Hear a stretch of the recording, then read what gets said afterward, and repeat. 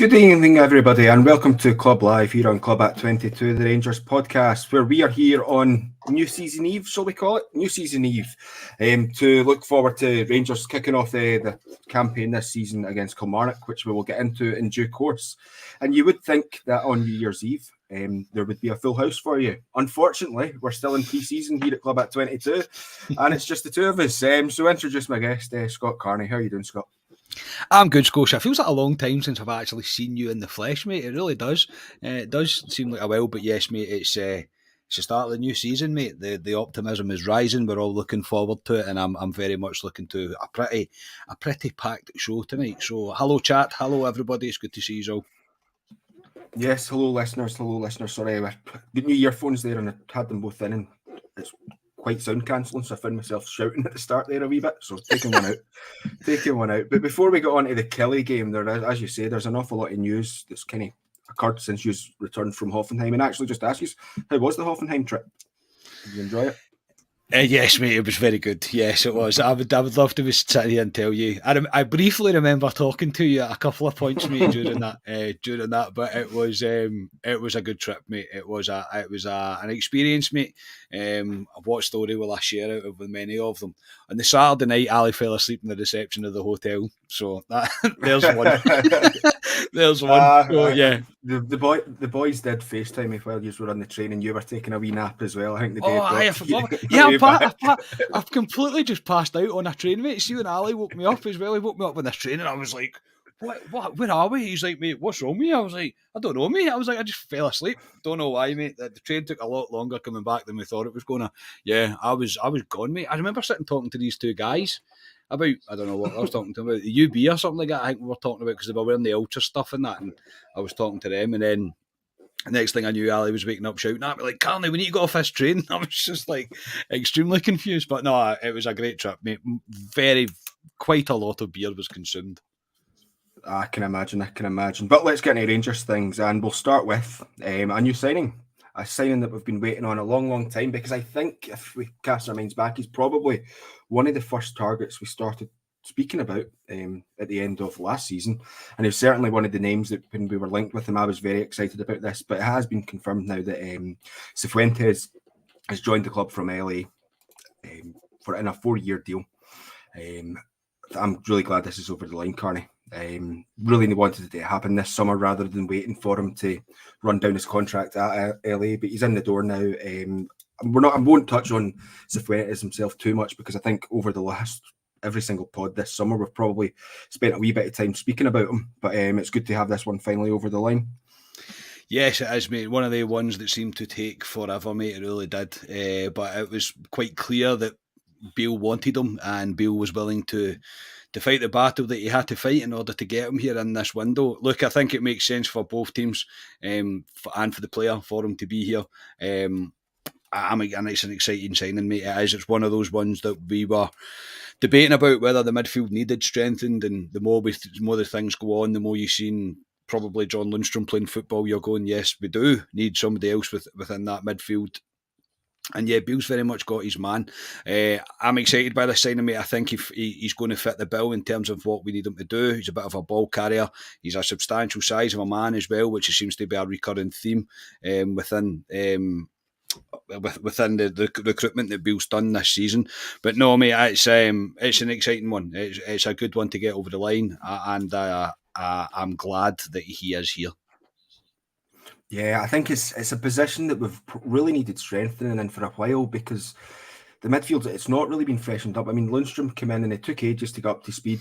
He had that wee purple patch at the end of the season we got to Seville, and he's not really got to that level again. And you're then relying on the likes of Jack and Kamara. Obviously, Raskin came in there. It was be good to see him now that he's got a full pre-season under his belt, and he'll go on to bigger and better things. But getting Cifuentes in, yeah, I think it's an ideal move, because I think he was sought after by quite a few clubs not too long ago as well. You know, folk had their eyes on him, and I just think he's this type of player. You know, he's like a kind of younger version of what Ryan Jack used to do in terms of getting box to box, an awful lot like that. And I think we could definitely be doing with that. So very excited with that one.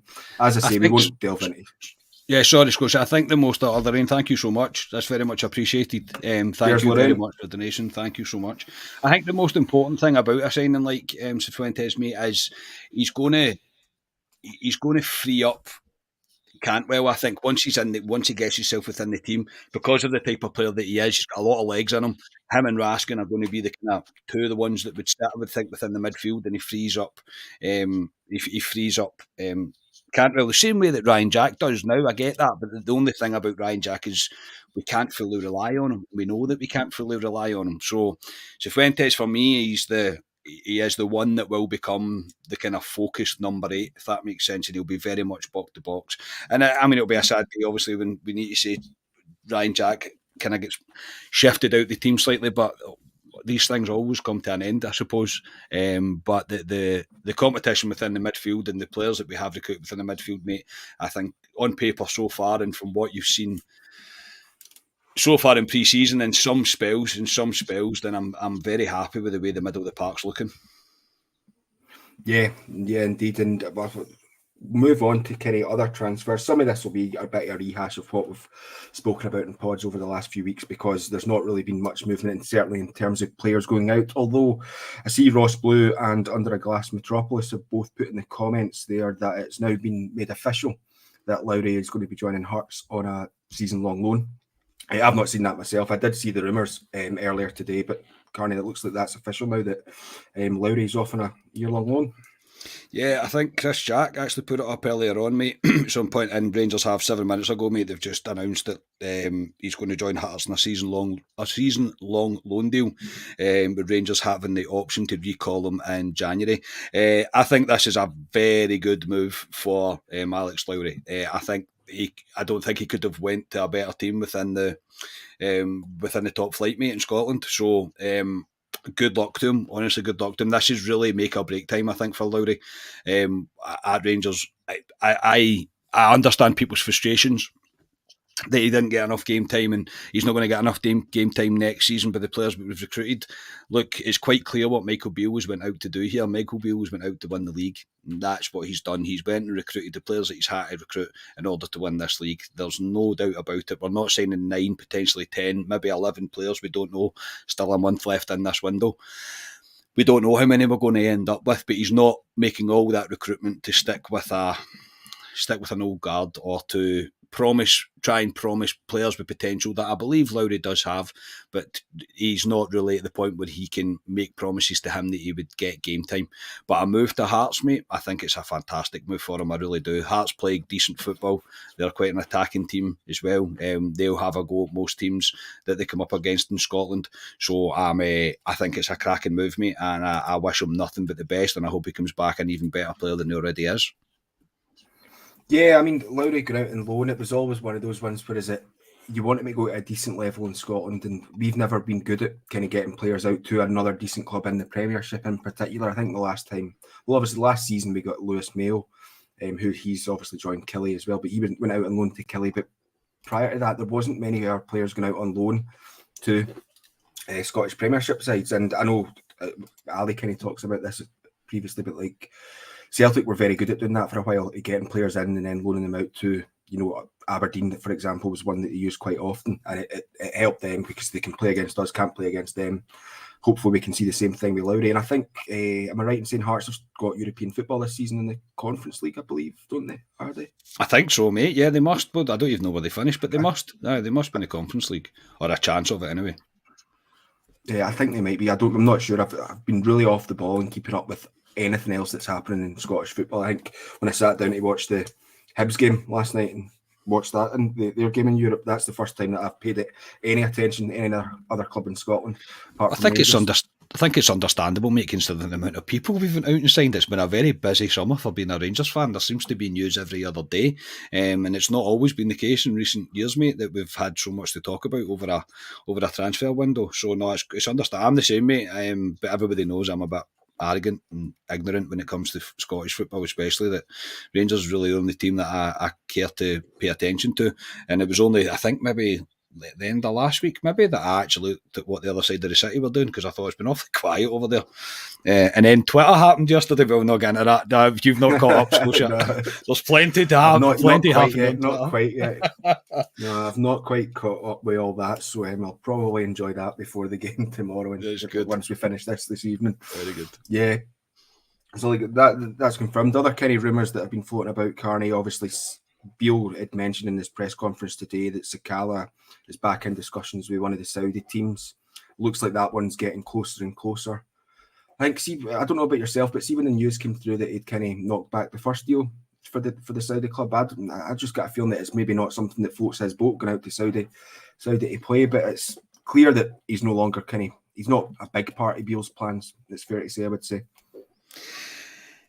No, I don't think so. Again, I think it's one of those ones that people are on either side of the fence with. Sakala, I don't think MD sits on the fence with him.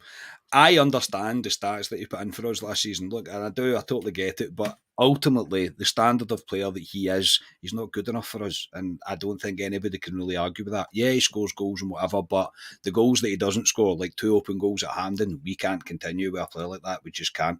Nothing against the guy. He's a cracking lad. Everybody likes him. He's really infectious. Yada, yada, yada. But he's another one that I think if we sell him on for 3-4 million, whatever rumor you like to believe, I think that's good business. I really do, for what we recruited him for what he gave us last season, in terms of his numbers and the season that he had. I think that's good business.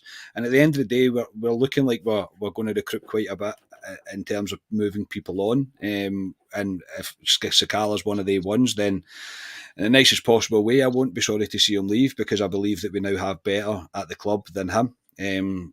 So it's one of those things. It's one of those part of the rotation of the squad. I wish him nothing but the best when he goes. But I think with Beale saying that he's not involved in the club, not involved in the squad tomorrow even, then I think you can draw your own conclusion from that. Yeah, indeed. And then another player similar that we've talked about an awful lot, that you and Alistair Pearson guffawed at me when I suggested the price range that I would go to sell him for. But it looks like that there's could potentially be a wee bit of bidding war in Glenn Kamara from quite a few clubs in the continent looking at him. Again, this is one that Beale's alluded to, Kamara's alluded to. It's time for him to go out the door, Carney, and move on to new things. Kamara chucked it last year, mate. I don't think it was this year. I think it was the year before. There was obviously rumours that he didn't get the move that he wanted, and he requested the move and it didn't happen.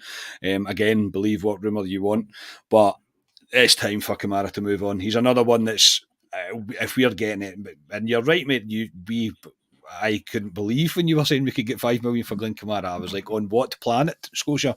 But to get that kind of money back for Glenn Kamara, that's unbelievable business. There is no doubt Glenn Kamara is a great football player. He is. The boy is brilliant. The teams that he's been linked with, you're not having teams like that sniffing about you if you're not decent with a ball at your feet. That's basically it, because they're not okay. It's not like the big 6 or the big 5 in England or whatever like that, or any serious big team in the like German, Spain, whatever. But you know where I'm coming from. There's a decent level of team coming in for him. Glenn Kamara is a great player. We have got fantastic business out of him. No matter what he really goes for, no matter what he goes for, the profit on him is incredible. But he's another one, mate, he's not part of Beale's plans. I think it's been clear since Beale came in that he won't be part of the plans going forward. And as I say, I think Kamara is one of those ones that checked out a while ago. And again, it's not. Yeah, you can criticise him for it. I do get that. But at the end of the day, if he doesn't want to be here, he doesn't want to be here. If you don't want to be in a job that you're in, what do? You leave that job. You find something else. You move on. It's just the nature of life sometimes, the nature of being a footballer. But again, Glenn, I've no bad feelings towards Kamara, because I think some of the performances that we've seen under him, he was really a great signing for us in spells. But yeah, 5.5 million for him, mate. I think that's, especially if there's a few teams interested, mate, we end up towards the 6 million bracket. I think that's insane business. I really do. I think it's bonkersly good business for Rangers. Yeah, there's a couple of other players that we could probably sit and discuss, but there's a few other bits and pieces of news that came out that I want to discuss, and don't want to take up all your evening, seeing as we started a wee bit later than we normally do, and we appreciate you actually all for allowing us to do so. Just life got in the way for us, so we needed to move things about. But thank you for joining us. Yep. In terms of players in, I don't want to get any specifics of players who we need in positions, but I don't know if you caught it in his press conference today. Michael Beale, he didn't really say no when asked was the transfer activity done, even with players going out the door before we bring players in. The way I kind of took from that was that even without selling anyone, there might still be one or two moves that we could see before the window shuts.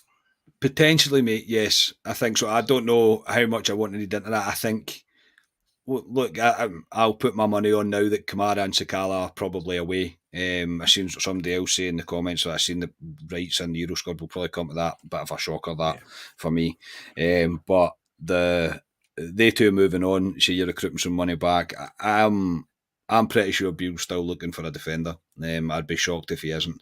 And I'd be shocked if he's not looking for someone in the left back area, mate. I really would. Not shocked, but I wouldn't be surprised if it came out that we get linked with a left back. And I think that tells you everything about how I feel about Barisic and Yilmaz right now. But yeah, I wouldn't be put off by it. But he's got to tread a line at some point, and he's going to have to stop at some point, because where does it stop? But it's not that I'm not enjoying it, and it's been thoroughly needed. This has been needed for years, not just this window, but for years this has been required. But I think a few. I still think a few will go before he actually decides to recruit somebody else. Yeah, but I think what I kind of took from that as well was, even if someone does go, that he's probably got people in mind that once they're gone right away, that's who he's going in for. There won't be any kind of dilly-dallying about, which he needs to be, because we are into 4 days into August. There's not that long left in the transfer window. So that'll do us in that. Before we get on, you mentioned there right in the Euro squad, we'll get on to Europe in a second. First, I just wanted to quickly discuss, because it's maybe missed. I done an Ali and didn't listen to all your podcast on Tuesday night with Stevie and Ali. I only get like 36 minutes through it, so I don't know if you've discussed it, but we were drawn at home to Greenock Morton in the League Cup, playing that on the 19th of August, a Saturday. I think it's been confirmed for a 12:30 kickoff. Which I don't know about you, but see, early rounds of the League Cup, I'm not a massive fan of getting drawn at home in the early rounds of the League Cup, particularly when it's this early, because the amount of money that's coming out your account for the last bit of my season ticket payment come out. On the European games, they'll come out as well this month. So ideally, I would have preferred an away game if I'm being selfish in my own part. But one of the reasons I wanted to raise this again, Carney, was that it was confirmed as well by the club that this will be a game where they're moving the Union Bears again, two behind the Copeland Road goals, CF3 and CF4, which again raises that kind of a wee bit of contentious discussion around moving. Should they move there? Should they not? What are your thoughts around it all and the draw itself? The draw itself, it's Morton, mate, isn't it? It's just one of those things. It's just Morton. I'm from down that neck of the woods, mate, and I'm not a big fan of Greenock Morton. So yeah, I mean, it's not a difficult. It shouldn't be a too difficult tie for Rangers, especially at Ibrox. In terms of the singing section, mate, or the UB getting moved, basically. No, I don't feel like I shouldn't have an opinion on it. Of course I should, but I almost feel like mine's probably not as important as others, because it won't ever affect me because of where I sit.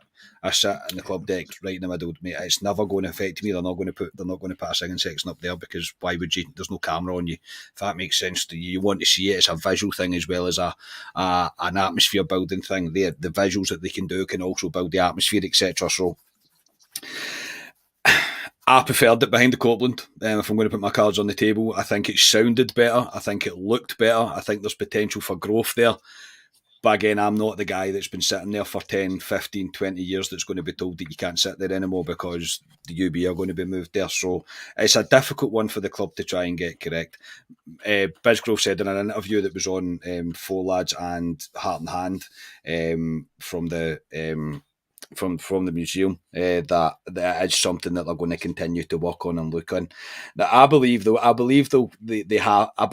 got an idea of how they're going to strike a balance and how they're going to try and make everybody happy, but I wouldn't want to be the one at the negotiating table, because I think some people will be dead set against it. I think there'll be more than enough people willing to say, no, that's fine, I get it, it's brilliant. If it's going to benefit the team, it's going to benefit the stadium, it's going to benefit the club, whatever, I think they'd be quite happy to move. As I say, I've said to you before, I don't even know if I've ever said it in the podcast, give them not a free season ticket, but half the price of their season ticket for a couple of years. Whatever you have to do, there'll be something they'll be able to strike up in order to accommodate both parties. So yeah, I think I'm for it getting moved. Because I think the spectacle of it looks better. If it's going to be anywhere, as I say, I've said that before, it has to be over there because they can't have it. They won't. The police and the club, I don't even think will allow it to be the other side behind the Broomloan because I think it's just too close to travelling fans. And you know what it's like. We get some European ties, mate. You get some pretty feisty fans, away fans coming to Ibrox, and I can't see them wanting to have the two groups too close together. Not that I believe that the UB are thugs or anything like that. I'm not saying that. Please don't put words in my mouth. But what I'm saying is alcohol consumed between both parties. Do you know what I mean? And it can escalate very, very quickly. And I think by moving them to the other side of the stadium, I think it'll look better. I think it sounds better. And I think it reduces the chance of any bother. So I'm for it. But again, it won't have any effect on my season ticket and where I sit. Yeah, no, I'm where you are. I would be very hypocritical because it doesn't affect me. It doesn't impact me. I'm not getting asked to move. If I was sat and had an emotional attachment to where I was sat, then I would probably feel a bit differently. I'm willing to admit that. But where like you're sat up in the club deck, it's not going to affect me. It doesn't affect me. And I agree with kind of the points you make that it does give it a better look when it's behind the goals rather than stuck away in a wee corner. But I can understand why some people potentially upset, but for me, it's probably mainly about getting the club go forward, getting the players involved in it as well. No matter where you move the Union Bears, I don't think it's going to make Ibrox this big singing and dancing stadium all the time. Those will be reserved for very special European nights, Old Firm nights. When we go and play Ross County. Is it Ross County we play a week on Saturday at Ibrox? Livy. Is it Livy? Sorry, I've not looked into the fixtures yet, so I need to do that. On the ball, Scotia. On the ball. Totally. Yeah, but you know you fully know what type of game that's going to be like in terms of the atmosphere and things. 100%. Yeah, we know what it's going to be like. So just thought I'd bring that up. I'm just looking at the time here. So also, quickly before you move on, I did want to mention, and I forgot to mention when we were doing the transfers, something that Bisgrove said in his interview about he was asked if we're still looking for a sporting director or we're still looking for a football director going forward, and he pretty much said it's on the back burner right now due to the way this transfer windows went with Michael Beale, which I found pretty interesting, mate. I think if Beale's happy enough with it, mate, and the way the recruitments went, looking at it from outside with his scouting team, I think it's John Partey that's got with him. If it's going to work like that, mate, then leave it alone. Don't fix something that isn't broken, as far as I'm concerned. And then maybe this window was the trial, but look at the recruitment so far. There's not many of us that are disappointed with any of the signings that we've made. Really, not on paper, not at first viewing, anyway. So I found it very interesting, mate, that might get put on hold. I don't know what your thoughts about that are. Listen, that kind of one. In terms of the transfer window, I'm not going to judge the transfer window until like the end of this season, because we can't really, I felt very good about last year's transfer window and it didn't pan out all that well, all things considered. So you need to give that one time, and I don't know, I think a director of football route is something that both the club will probably do, but right now Michael Beale seems quite competent in doing kind of juggling both at the moment, but again, that's something we'll need to judge on once he's had a full season under his belt. So at the moment, I've not really got any yes or no opinions for that one. But no, I've not managed to listen to that interview that got put out by Heart and Hand and Four Lads, so not had time to catch up on it yet. But thanks for bringing that one up. Yeah, before we will quickly just wanted to speak about as well, Carney. Crawford Allen has been out in the press and things, and he's going to round about clubs and stuff. This was on the back of stuff that got announced for the English Premiership, that they've been told by the kind of FIFA IFAB, probably come from IFAB actually, because it affects the laws of the game, that there's going to be some new kind of rules and things in place this season for the Scottish game. 2 new VAR assistants are in place. There's going to be yet another new independent review panel.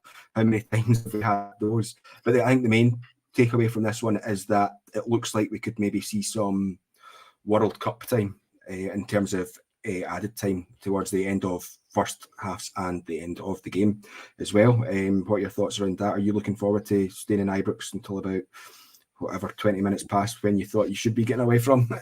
Yeah, European nights, mate. Home midweek games, even I'll be there till 20 past 12 at night, mate. No, I know. Look, I think it's something that needs addressed. Like we all know, we go to Ibrox all the time, mate. From minute one, the goalkeeper when he gets a goal kick takes over a minute to hit a goal kick. And it goes on and on and on and on and on. And then when Rangers will sometimes do it and we'll get penalised, sometimes they'll do it. And what I hate the most, and I say it all the time, every time I see it, see when the keeper gets booked for time wasting, he can then take 5 minutes to take a kick out if he wants. Like to take a goal kick, because he's not going to send him off. No Scottish ref is going to send him off for time wasted twice. It's just not going to happen. Time wasting's part of the game if you do it properly, in terms of getting the ball into the corner, defending as well. Do you know what I mean? Like whatever you have to do in order to waste time. I don't mind all that. That's part of football. I just can't stand the time wasting that we see constantly at Ibrox, constantly. And I mean, it must be the same. I don't know, but it must be the same for the other side of the city when they've got teams going there as well, and they're doing anything they can to hold on to a draw, to try and make it 0-0. It must be exactly the same. I think if the rules are applied properly, mate, then we'll not need to be sitting there for an extra 20-25 minutes added on. Because if everybody stops time wasting, then there'll be no need for it. It'll just be the same as always. But I hope it doesn't get to the extent, mate, where there's half an hour of added on time or 20 minutes added on time at the end of a game. I hope that's not the case, really. I don't. But I do still think it's something that does need addressed. It does need addressed, but we'll wait and see what happens with it, mate, to be honest. It's one of these ones I think it could be quite interesting for the first period of the season, that because you noticed this in the World Cup, that it was the early games and you were getting like 14 minutes added on here and there, that eventually it did kind of get better as that tournament went on, and I would fully expect the same to happen here when players are like, right, no, okay, we don't want to do that. But it's one of those ones when you actually see how long the ball is actually in play, you know, it's sometimes it's less than 45 minutes that the ball's actually in play for a game of football, you know, throw-ins, free kicks getting taken, time wasting and stuff. So yeah, hopefully it clamps down on that a wee bit. So we'll just wait and see how that one progresses. But before we get to European stuff, it is time for a word from our sponsors, Carney.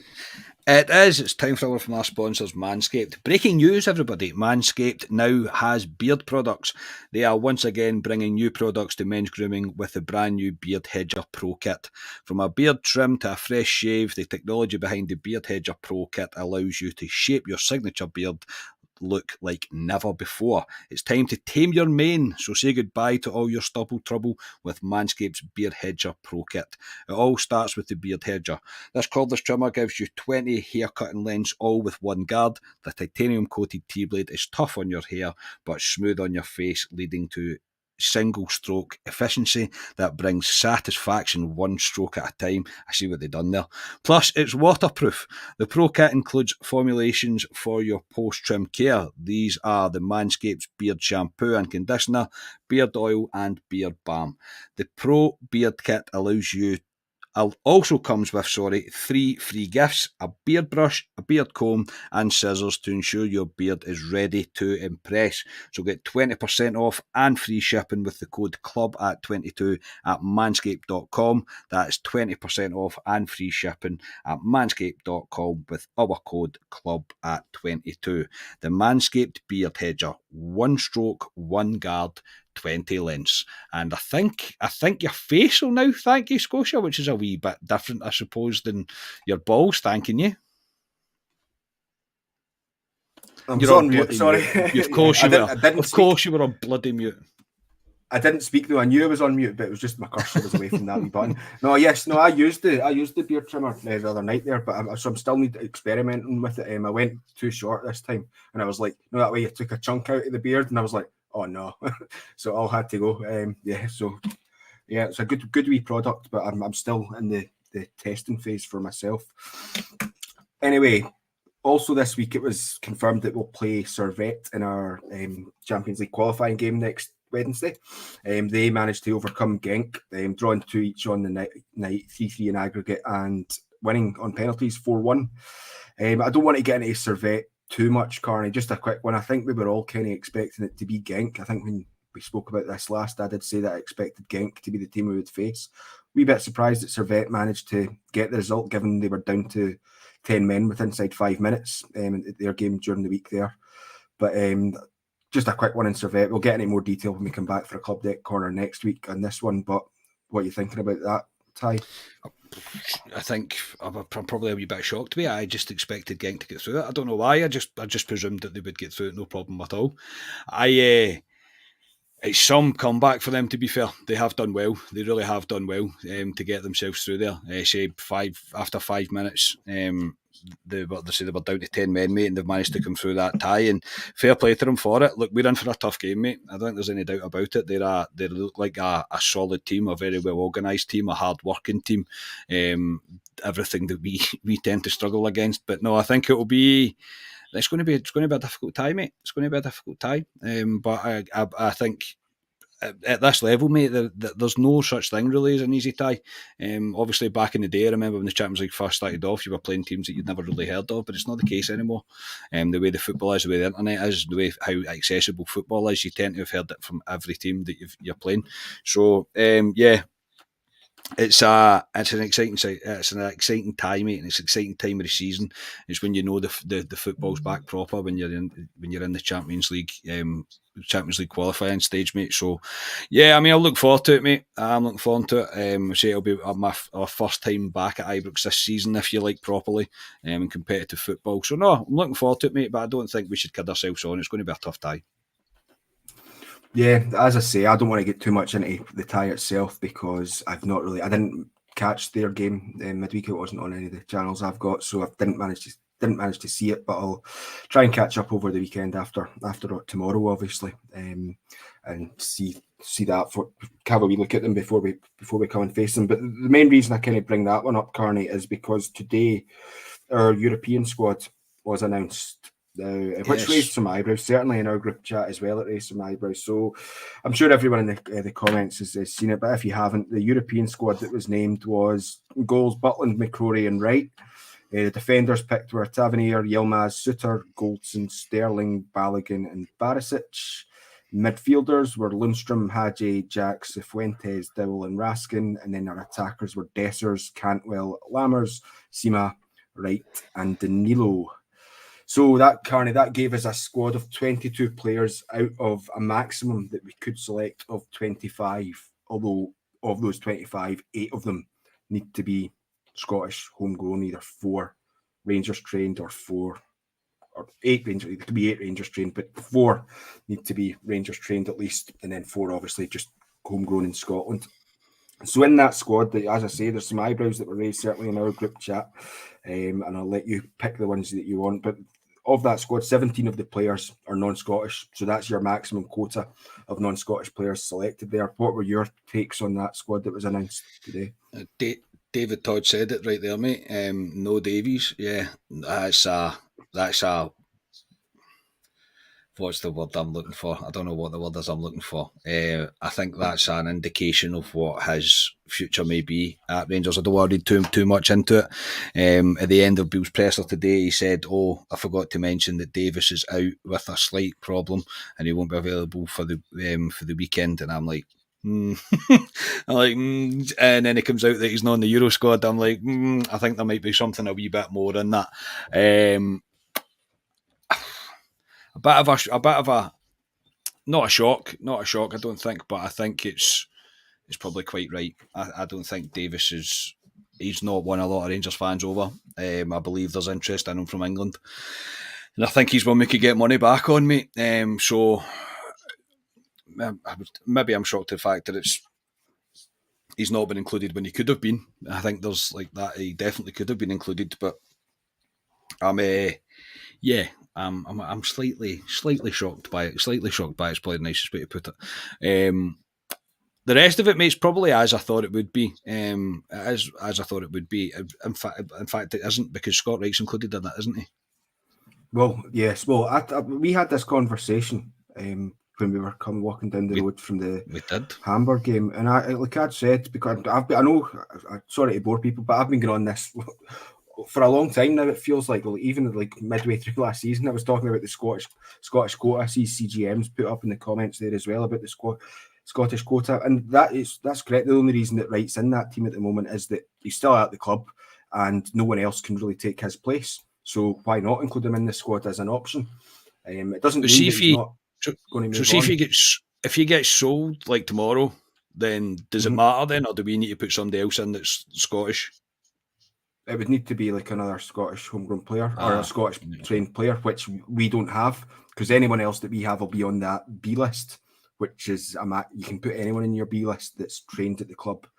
I think they need to be born after the 1st of January 2002, and they need to have trained at the club at least 2 seasons since they were 15 years old.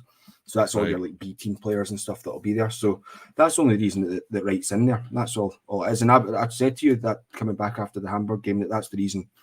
I would keep him. Potentially wouldn't be bothered if he was kept about. That he's an option that you could use in European games, because no one else is going to fill that spot. I suppose the only kind of, and for me in terms of surprises with that, are Roof and Lawrence. Maybe not surprises as such, but maybe more so Lawrence haven't been left out.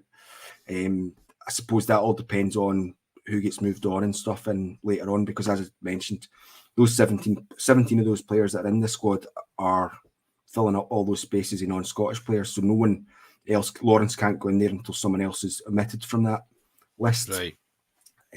But we can obviously, this will change again for the next round, and then we can change it again before the group stages start proper. So yeah, I don't know. People are getting worried about. Yeah, carry on, Scholes. On you go. So see the fact that see the fact that we do seem to be struggling there. Do you think we should probably be recruiting somebody else that would fit the bill, if that makes sense? Because I think Wright will probably move on.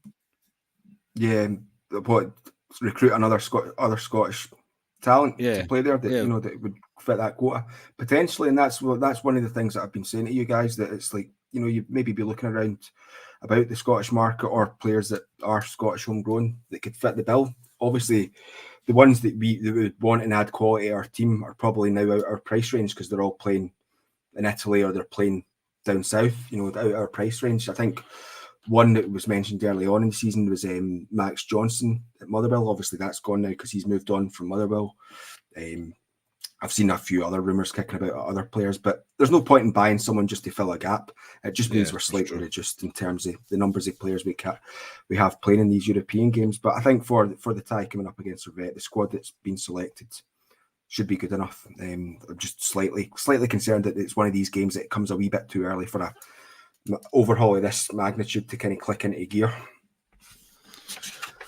I would say there is a potential slip up there, mate. I think I get where you're coming from there, because you're up against a very well organised team, a European team, again, and they're no lightweight if they manage to get past Genk, mate. So I think it'll be a tough tie. I do. I feel almost sorry for Lawrence. I think Kamar Roof, I think, will still be working his way back to being kind of fully match fit. But I'll say, I think with the way that the squad is just now and the people that we've picked, look, all our main big hitters that we want to see is in there. Danilo's there. That's what everybody wants. Everybody wants to see Danilo. Everyone wants to see Dessers, Lammers. That's what everybody wants to see. Cifuentes, etc. So that's what we all wanted to see. So as I say, on paper, mate, it looks like a solid enough team. It does look like a solid enough team. Yeah, I see Curry Muncher and CGM have put up a few comments there. Curry Muncher asks, correct me, but is this only for this round? Yeah, I'm fairly certain it is just for this one. Once we get to the next round, we can change players, because obviously we're at this stage of the season where players are going in and out of clubs. So every round that you're allowed to make changes to your European squad, it will become the group stages. The squad we select will be the squad that we have for those minimum group stage games before Christmas, hopefully longer. Anyway, so let's move on to previewing the Kilmarnock game, the first game of the season. What this show used to be called, Club Preview. Remember those Halicon days? Remember those days? Remember those days? We're still using dial-up internet. Well, you're still using dial-up internet, actually, so that doesn't make a difference. Yeah. So I don't know. You probably had a chance to see Michael Beale's press conference today, Carney. We've mentioned bits and pieces of it so far, but as always, we'll get back into where we left a preview for last season, where we left off there. In terms of the main news that we want to take away from press conferences is squad updates, and they were not great, to say the least. Or some were good and some were bad. The bad one to start with was that Ridvan Yilmaz has picked up a strain, so he will not be in the squad. That did not go down well with a certain Mr. Ryan Haymarch, Carney. But on the plus side, it was mentioned that Goldson will be in the squad. He's trained the last couple of days and he'll be in the squad available for selection. And he also did mention that Cifuentes will be in the squad and likely to feature. Those some slightly bad news, some pretty decent news there, Carney. Yeah, massive news that Goldson's back, mate. I mean, that's ginormous. It really is. What a testament to the guy that he is. He must have worked his socks off, mate, to get himself to even a point where Beale would consider even including him in the squad, because I don't think Beale's risking him putting him in the squad. And look, Stevie Clifford, when we had him on the other nights, probably convinced me that he'll probably start. I would imagine that he'll start, especially with Davies been having a slight issue or whatever it's been. I expect him. I do expect him to start now. I didn't think he would, but I don't think you can stop Connor Goldson from playing the first game of the season. I think he's probably worked the whole summer in order to get back there. But massive news for us. Massive news. I'm a massive Goldson fan. I think he's critical for us. I do. I think he's. I've said time and time again that I think when the time comes where he moves on from Rangers, I think he'll be remembered very, very fondly indeed, because I think he's been an absolute rock for us. I do. He obviously he's had his moments, yeah, but I think he's been 9 times out of 10 he's absolutely solid. And yeah, Yilmaz, mate, you start to wonder, don't you? You start to wonder if we sign somebody that's constantly going to have injury problems. I don't know if Ali was at the wind up in the group chat to Ryan, mate, saying that to him, like he's too injury prone and we should look to move him on or not. But he definitely got a bite anyway. He definitely got a bite. But I do believe if he wasn't injured, then he would be I would presume everybody's starting left back. So yeah, it looks like Barisic will be playing, mate. But this is probably Barisic's time then. If Yilmaz has got a wee knock and he's going to be out, then Barisic needs to show that he's still got something there. He'll not be daft. He'll know what most Rangers fans think about him. He'll know that we need to see the Borna of old for him to have any longevity in his career at Rangers. Because right now we're all a wee bit too fed up of I'm going to run 20 yards, turn round and pass it back to whatever centre-back's nearest me. So yeah, disappointing that Yilmaz is out, but again, huge news that Goldson's back, mate. Yeah, it was big news. And you mentioned there Barisic starting. We'll maybe get on to that when we discuss our teams, but there's another name that's kind of cropping up in some of the comments that are coming in, and I know Ali kind of mentioned it as well, speaking in the group chat, but we'll get to that when we come to the teams. The rest of the press conference in and of itself, Carney, there wasn't really much to take away from it. I didn't think there wasn't anything. It felt an awful lot standard kind of media questions, so there's no point in getting too bogged down into there unless there was something I missed that you maybe picked up on. Nah, I think really only the update around Lawrence having a knock that was due to a tackle with Raskin in training, but it's a knee knock or something, and it's nothing to be really concerned about. He should be back in training in no time, and it's not related to his injury. So I think that's positive news. I can't remember off the top of my head. Did they mention Kilmarnock? I don't remember mentioning Roof. I don't know if he did. Somebody in the comments maybe correct me, but I don't remember if he did mention Kilmarnock, so I don't really know what the update on him is. And yeah, and then only the slight issue with Davies at the end. I was like, I think that I might be reading too much into it, but I believe that probably means it's the beginning of the end for him. But yeah, that's probably the only other thing, mate. Everything else was the standard stuff. They all wanted him to say Rangers are going to win the league, watch this space, but obviously they're not going to get that out of him. So no, it was fairly standard, mate, but it doesn't half get the juices going, mate, because you know it's tomorrow. The football proper is back tomorrow. On one of the things from the press conference that propped up that kind of I was like, I couldn't remember this, but is that he said Sam Lammers had been on Rangers' radar before, and they potentially looked as if they probably would have wanted to make a bid for him, but it was too expensive at the time. So I wonder whenabouts that was that they were looking into him, because he's impressed in pre-season anyway. So yeah, that was one thing that popped up. I just noted down. So yeah, on to tomorrow as well after the press conference, and I wanted to start. And this isn't too much to tomorrow. Might not be for the listeners, but it is for us. And I kind of wanted to bring it in Rangers news kind of thing. Obviously, the museum has opened up on Monday just past there, and Carney, we are going to be going to the museum before the game tomorrow for a wee tour around it. My money spent during lockdown, spending money and Rangers things.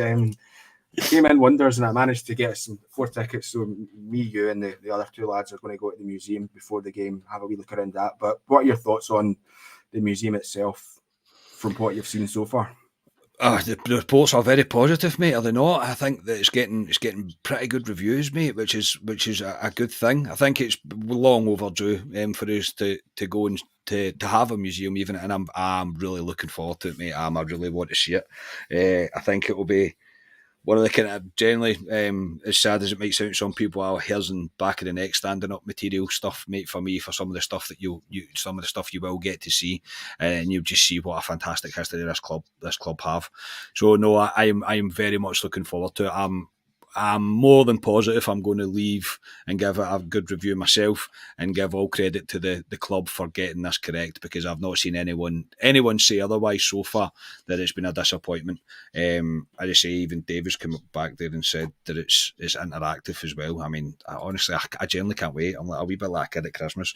Rangers are back and I get to go see a Rangers museum full of Rangers things. It's just everything that you want. It feels like you're a kid at Christmas, mate. It really does. But I'm very much looking forward to it, mate. Scotia, thank you for spending all that money during lockdown to make sure we could get tickets, mate. Yeah, although I did see something on Twitter. I think it was Twitter. Somewhere I seen something that Rangers put out that I think that there's now availability for walk-ins to go up, right. Potentially. So it's getting to that stage now that the majority of people that wanted to go and booked up, that's done. So it's getting there, because I think this one we'll be at, and I'll probably be back to it within a month or so, because there's probably quite a lot to get through. You could probably spend more than an hour, more than 2 hours in there and just analysing everything, looking at everything. So looking forward to that one. Yeah, what I think's important as well, Scotia, is they've said that it's going to rotate. There's loads of stuff for them to get through. So it's not as if you can only go once. You'll be able to go 2, maybe 3, maybe 4 times with the amount of stuff that they've got to put in it, and they're going to obviously rotate it. I think that's a fantastic idea. Instead of trying to cram it all in to one space, that they're going to actually continue to rotate the stuff that's in there, which is brilliant. It's better. It's better income, because it means people will go more than once. And Jim Sloan, absolutely fantastic, mate. Thank you, Jim. Thank you to see you, mate. Thank you for sticking with us, mate, for this season as well. Really do appreciate it, Jim. You're always there, mate. So I really do appreciate it. So tomorrow, mate. I honestly can't wait. Yeah, so I was a wee bit worried, because I remember booking this, and I'd said, we had it in the group chat. Ryan said he had something to go to, so we won't do a late one. Ali straight away goes, go for the late one. Booked it at 4 because I was expecting Rangers either to play on Sunday or an early kickoff on the Saturday. Yeah. And then it came out and it was like 5:15 kickoff. So we're going to make a wee day of it for tomorrow. But it is that game against Kilmarnock that we will be playing, Carney. Kilmarnock have kind of already started their season, it's fair to say, because they've got those early rounds of the League Cup that they've played, where I think they finished top of their group, beating Annan 3-0, Dunfermline 2-0, drawing 2 each with Wraith Rovers, and then getting beat on penalties against them, and then winning 2-1 against Albion Rovers in their final game of that League Cup. That followed 2 kind of friendlies over the Northern Ireland, where they lost 1-0 both times to Glentoran and Linfield. That Albion Rovers game, my dad was at that. I see if I'd done my prep properly tonight. I should have asked him how Kilmarnock played that night, but I have not.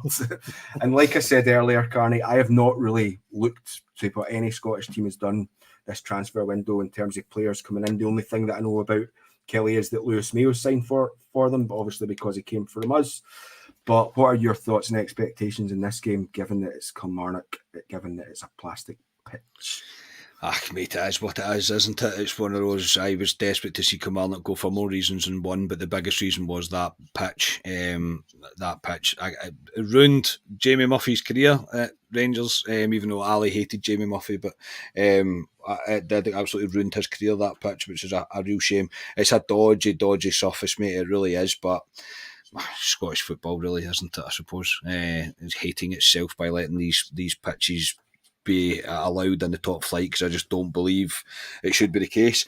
Anyway, on to the game itself, mate. I think we all know what to expect from Kelly. McInnes has got them sorted. He's got them solid. It'll be defend for their lives and catches if they can on a break or whatever. I expect us to have quite a lot of the ball. I don't expect Kilmarnock to really go for us, especially not at first. I think they'll want to suss us out, but I believe we should have more than enough, mate, within the squad to get off to a positive start.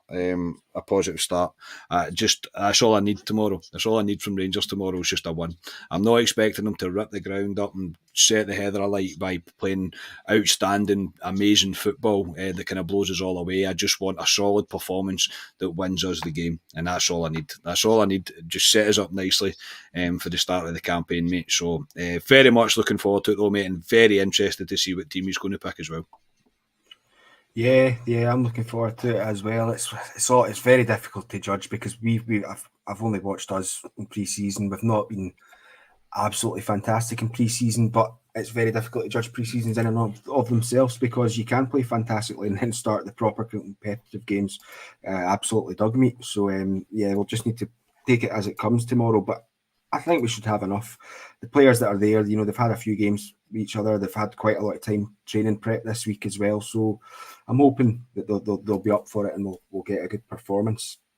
And like you say, hopefully that win to kick us off on the season, because as I say, I'm slightly worried about the upcoming European game, just very slightly, not massively, but very slightly. But yeah, on to Kelly. So as always, we'll finish up with teams and scores, Carney. I know this time last season I said I was going to keep note of everyone's teams and scores.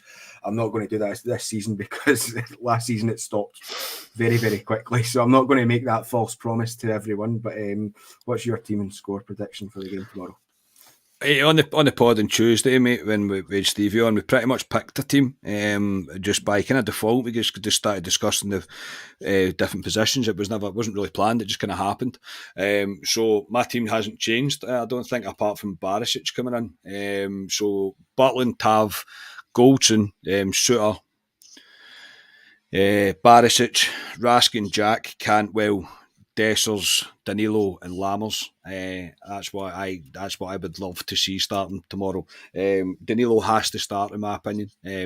We can't sign a guy with that price tag on him and not play him. He seems ready to go from his interview that he had, mate. He seems very much ready to go. He said he considered himself 100% fit and ready. So I'm very much looking forward to seeing more of him. Again, the plastic pitch would be a hard one to judge by. He's probably never played in a plastic pitch in his life. He's probably wondering what it is, but because no other quality European side's going to be playing on a plastic pitch anyway.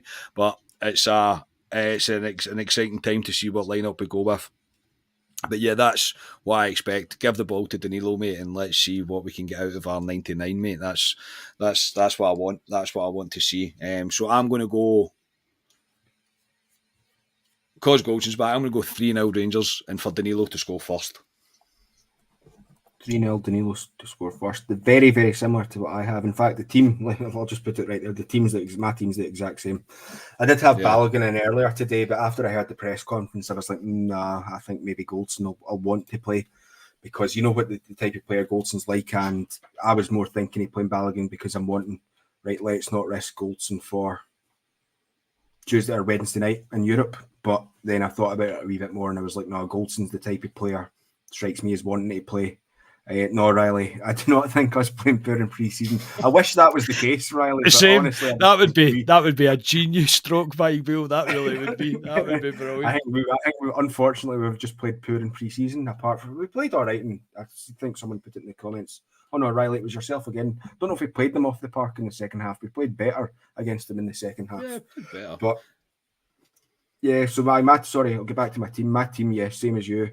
Scoreline, I'm going to go 3-1 Rangers. So 3-1 Rangers with Lammers for me to score first. So yes, there we go. And I see there's a few folk going in for quite high scores there. I see Curry was 4-0, David Todd's 5-1, Linda Ross there at 2-0 Rangers. But everyone, as always, going for a Rangers victory, and let's hope that's the case.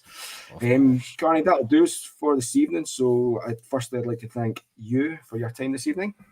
Thanks very much, mate. Yeah, I'll show up for my work, mate. I'll show up for my work. I'll be here. The other two lads are off gallivanting. But yes, very much looking forward to tomorrow. Look, this is the start of what we hope is going to be a trophy-laden year for Rangers, mate. We've went and recruited that way. It's now over to the players to go and get the results. It's as simple as that. It's up to Beale now to get the best out of these players in order to get us a successful season. And just quickly before we go, Time Scotland said 5-2 and a penalty Rangers. Of course we've got a penalty. Come on. Of course we've got a penalty. Tavernier will score tomorrow. But yeah, I'm very much looking forward to it, mate. Very much looking forward to it. But again, it's an exciting time to be a Rangers fan, mate, because we've got a lot of new faces now and a lot of people trying to make a name for themselves within this team. So yes, cannot wait. Can't wait for the museum, but mostly I cannot wait to see Rangers playing competitive football again. Very excited about it. Thank you to everybody in the chat, and thank you for our donations, and thank you, Scotia. Yes, finally, I would like to say thank you to Jim and Lorraine for the donations, and as always, thank you to everyone in the chat for getting involved. As I mentioned earlier, we appreciate you accommodating our movement from our normal 6:30 slot to 7 this evening, but as I say, just things get in the way that we needed to move it for this evening. I hope everyone would like, share, and subscribe to this podcast, and as always, tell all your friends about it, and hope Rangers win tomorrow, and we'll speak to you after the game.